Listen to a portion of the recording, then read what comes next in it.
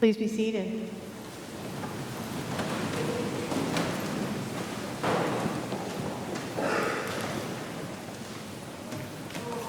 Have you ever noticed how much stuff folks tend to drag around with them? I don't mean just physical stuff, although there is that.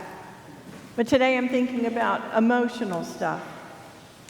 Frustration, failure, worries, guilt, anger, resentment, old wounds, especially old wounds.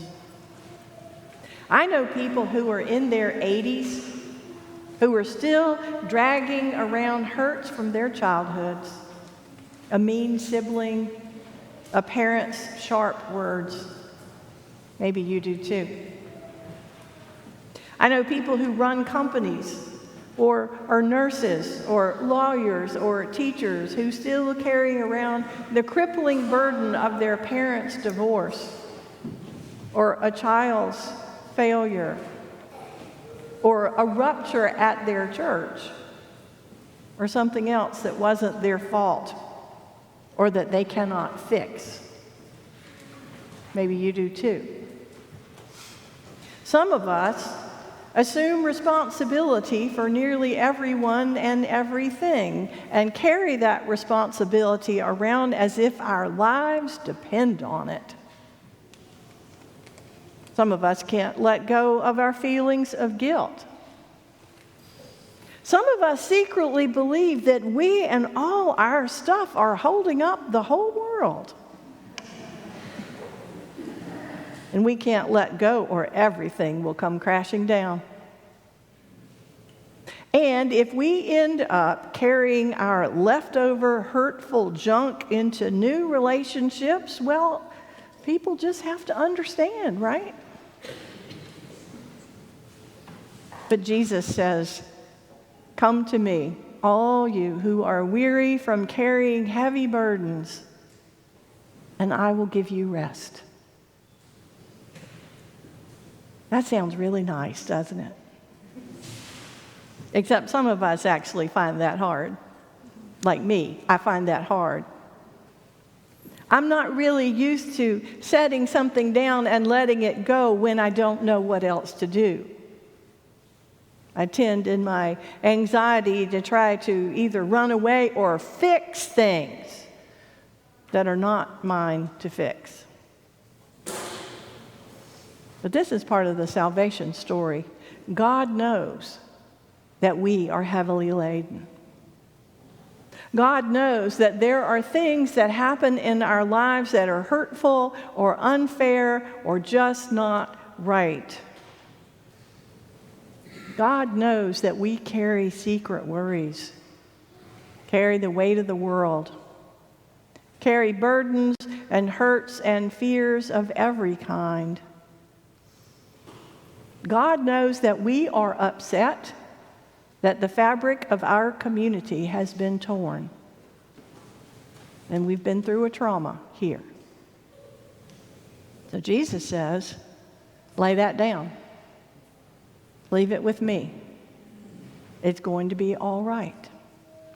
All is going to be well, even if it doesn't feel that way right now.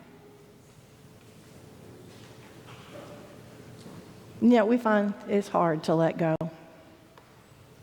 I recall the great movie from the 1980s, The Mission, which even if you haven't seen this scene will resonate with you, I think. Robert De Niro plays a character who is carrying profound guilt and shame from his life as a slave trader and murderer. He's offered a chance to do penance and find sanctuary in a Jesuit mission. The only way to the mission, though, deep in the South American jungle, is by scaling a sheer cliff that also is a raging waterfall. He attempts to make the harrowing climb while carrying a huge sack full of clinking silver, his old armor and weapons on his back. A sack of stuff that he thinks will protect him. But really, It threatens to overwhelm him as he climbs steadily upward and painfully through the rushing water. All that stuff keeps pulling him back, and he nearly falls to his death. But he couldn't trust that what he needed would be there for him when he got to the top. And so he grimly hung on until one of the Jesuit brothers cut loose and threw that sack into the water below. That was just a movie, but that scene is forever etched in my brain about a frightened but determined human being trying to climb a waterfall while carrying a big bag of heavy but useless stuff. Of course, we have our reasons why we drag our burdens around. It feels impossible or even irresponsible to let go of them. Maybe we believe that we should stagger on nobly under what we believe are our crosses to bear. Maybe we believe that these things are somehow going to protect us, that they are our armor or the weapons we can use to keep fear at bay. And yet Jesus, in his compassion, invites us. In his wisdom, says to us, "Come to me, all you who are weary and carrying heavy burdens, and I will give you rest." What a good thing for us to hear today.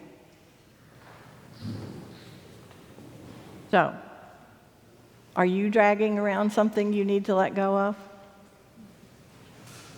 Guilt for something you didn't even do? Or maybe guilt for something you did do. But even though you've made restitution or apologized, you can't stop punishing yourself? Sorrow for something that you couldn't stop from happening, couldn't fix, couldn't make better. But you can't let go because you've assigned yourself the role of keeper of the flame. Responsibility for someone else's behavior, or addiction, or feelings, or growth, and frustration that they're not doing what you think they should. Anger you can't let go of because you think that letting go of it will let the person you're angry at off the hook, even though the only person you're hurting by hanging on to it is you yourself. Hurt feelings, embarrassment, anxiety, all of life's what ifs and if onlys.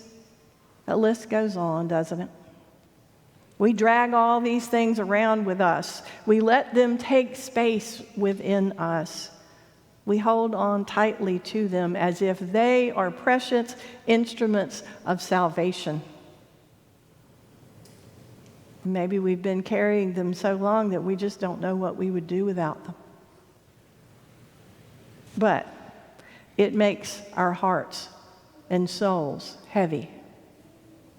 So heavy. So I'm new here, and we don't know each other yet, but since I've got you as a captive audience this morning, let's go over what we do know. These are the basics. We do know that Jesus is our Savior, that God is always with us, that the Spirit will lead us into all truth. The Bible tells us so. And we know that as doers of the Word, we all come together first to hear the Word. And so let's really and truly hear what Jesus is saying to us today. Let's let Jesus give our souls some rest. Let's let Jesus be in charge of salvation. Let's let God be in charge of the universe. Let's let the Spirit give us strength to lay our heaviness down and be free from its power over us. Now, letting go doesn't mean sweeping things under the rug. It means naming our hurts, naming our burdens.